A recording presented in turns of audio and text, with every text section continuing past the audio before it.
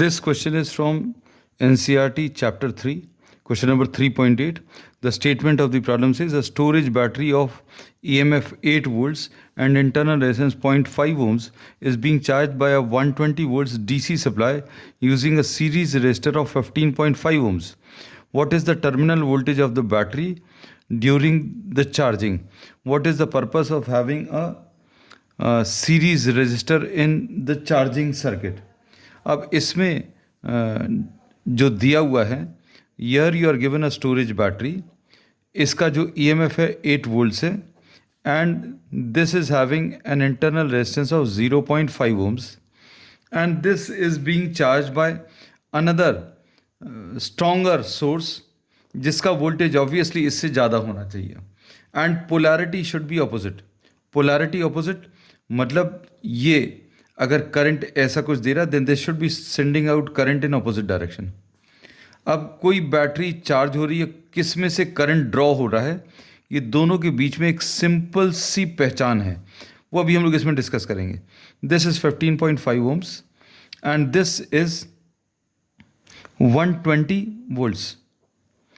अब इसमें इसका जो करंट का डायरेक्शन है, this is the stronger battery, ये 8 वोल्ट्स है, ये 120 वोल्ट्स है and current always leaves the positive terminal and tries to enter into the negative terminal. ये positive terminal से स्टार्ट करेगा और नेगेटिव टर्मिनल में एंटर करेगा, तो इसका करंट ऐसा कुछ आएगा और ये 8 वोल्ट्स का ऐसा कुछ आएगा. But this is larger battery, ये स्ट्रॉन्गर सोर्स है, तो इसका करंट डोमिनेट करेगा.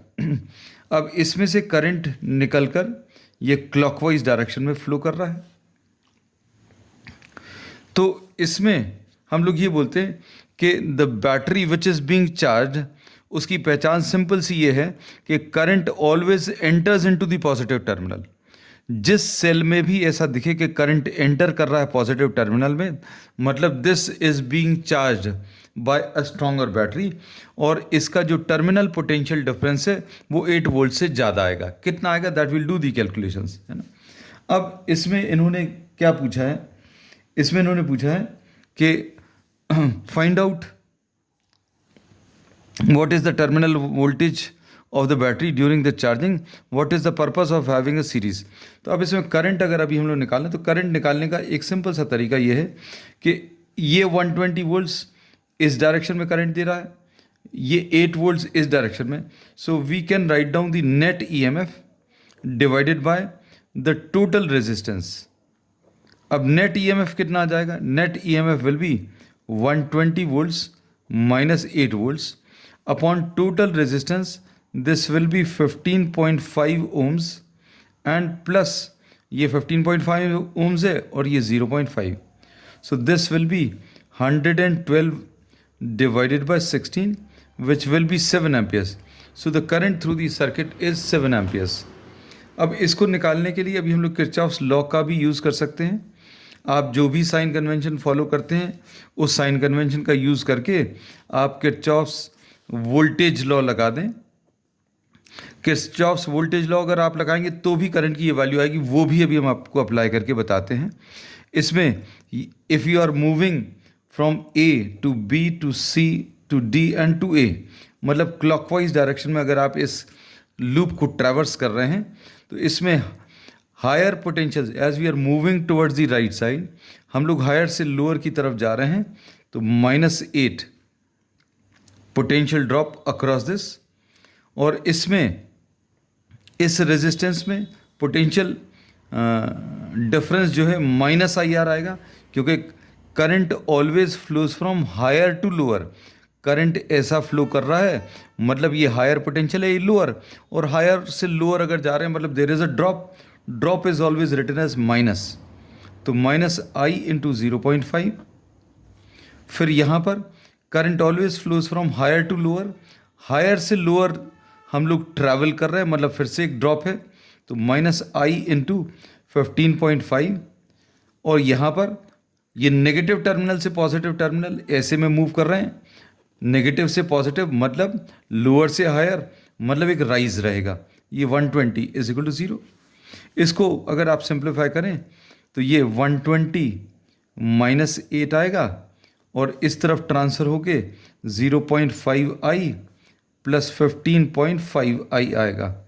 इसको सॉल्व करने पर I will be equal to 120 minus 8 upon 0.5 plus 15.5। बिल्कुल एग्जैक्टली सेम। करने के दो तरीके बता दी, ये डायरेक्टली, ये किरचॉफ सेकंड लॉ का यूज़ करके। अब इसमें आगे पूछा है what is the terminal potential difference of the battery during the charging process. अब टर्मिनल पोटेंशियल डिफरेंस अगर आपको बताना है, कोई बैटरी अगर चार्ज कर रहे हैं ड्यूरिंग द चार्जिंग प्रोसेस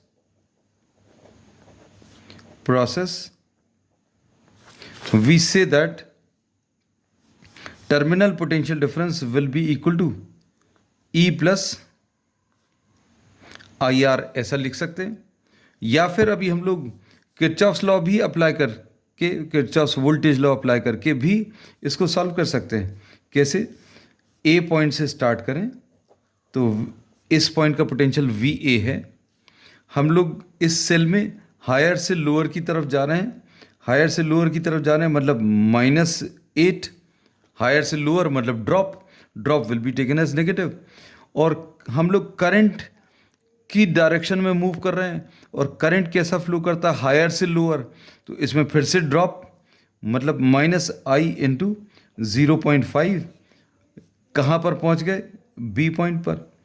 तो VA minus VB will be equal to 8 plus I into 0.5. This is exactly the same which what we have written down here in this step. ये E लिखा हुआ 8, I ये ऐसे ही लिखा हुआ, internal resistance 0.5।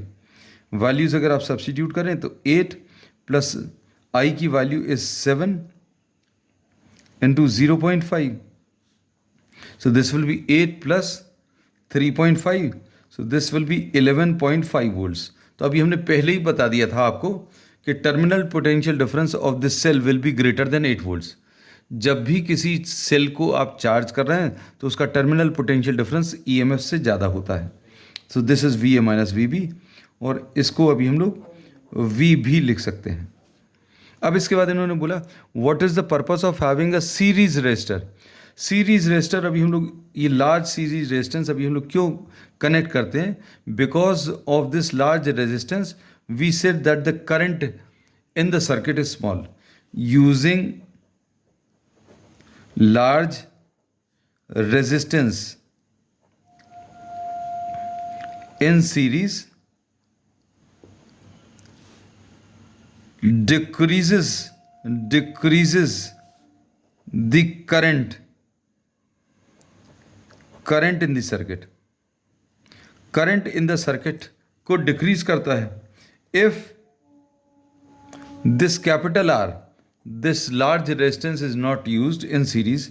If R is not used,